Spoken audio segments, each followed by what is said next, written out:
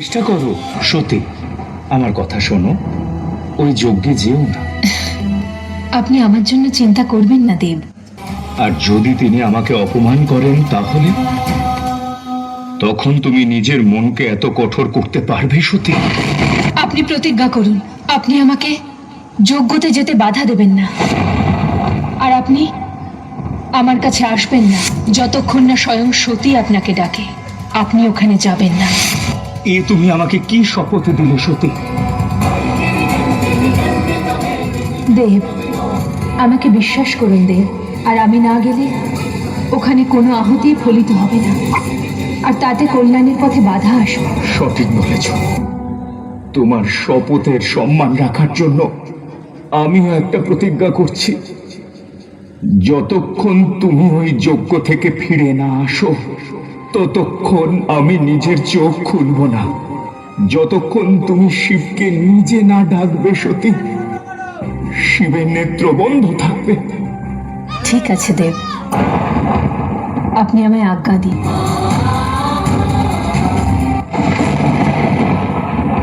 যজ্ঞার পিতা ব্রহ্মদেব আর এখানে উপস্থিত সমস্ত দেবতাকে সাক্ষী মেনে আমি প্রজাপতি দক্ষ এই মহাযজ্ঞতে প্রথম আহুতি দিচ্ছি।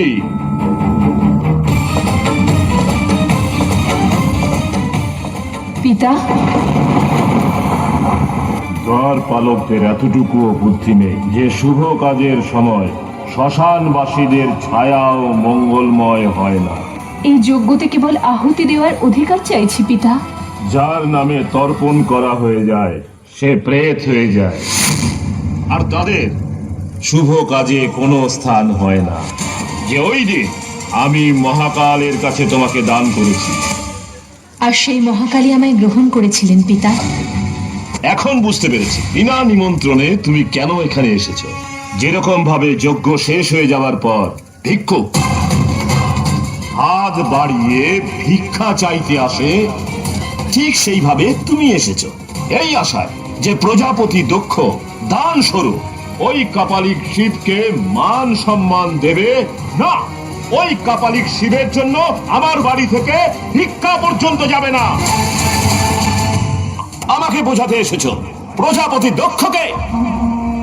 যদি বোঝাতেই হয় তাহলে ওই কাপালিক শিবকে গিয়ে বোঝাও যে ওর বেশভূষা ওর আচরণ এই সভ্য সমাজে থাকার উপযুক্ত নয়, আর নিজের জন্য মান সম্মান চাইতে যাওয়া ভিখারিও। বেশ বেশ বেশ,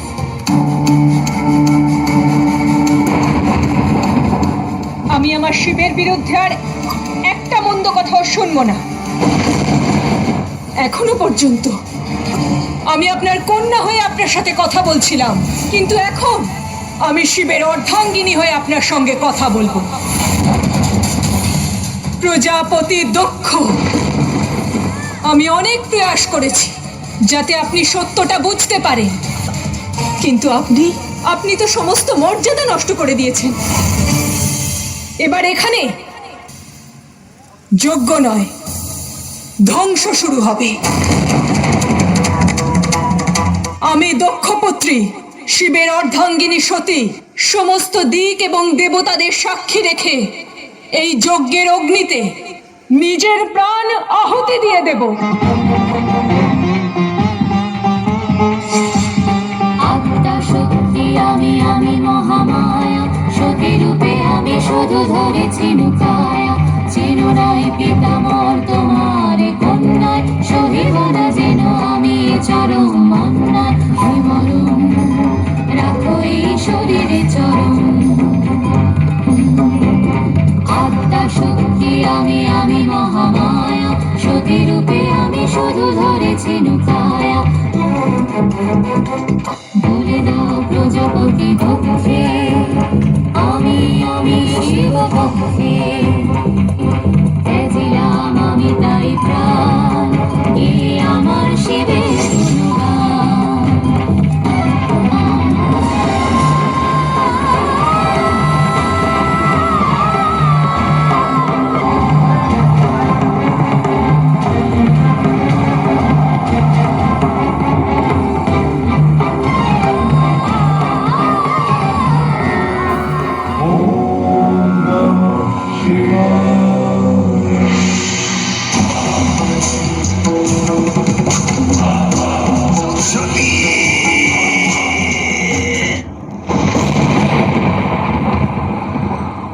আমার এই জটা থেকে আমি আমার এক নতুন অংশের জন্ম দেব, যে দক্ষকে তার পাপের সঠিক দণ্ড দেবে।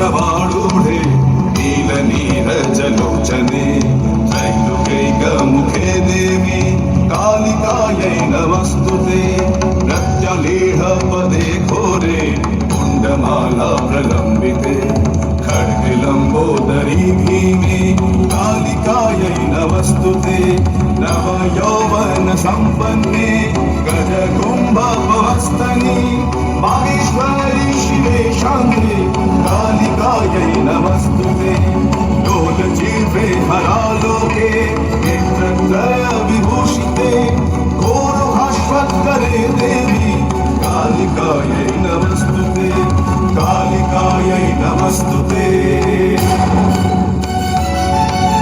कालिकायै नमस्तुते कालिकायै नमस्तुते।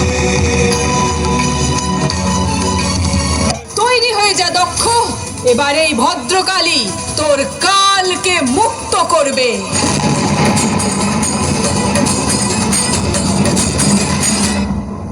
বাঁচান!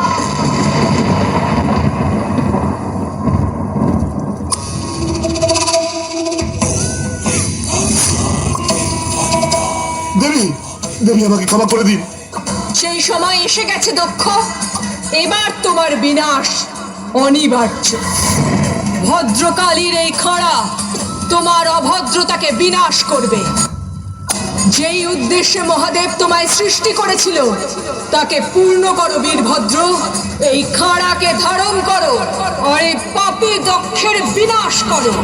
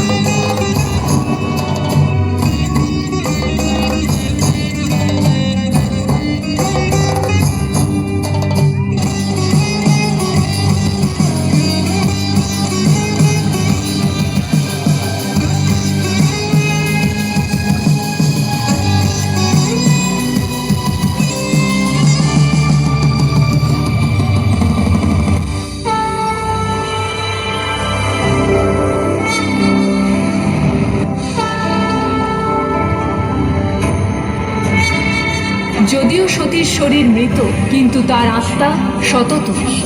এবং শাশ্বত। আর কোনো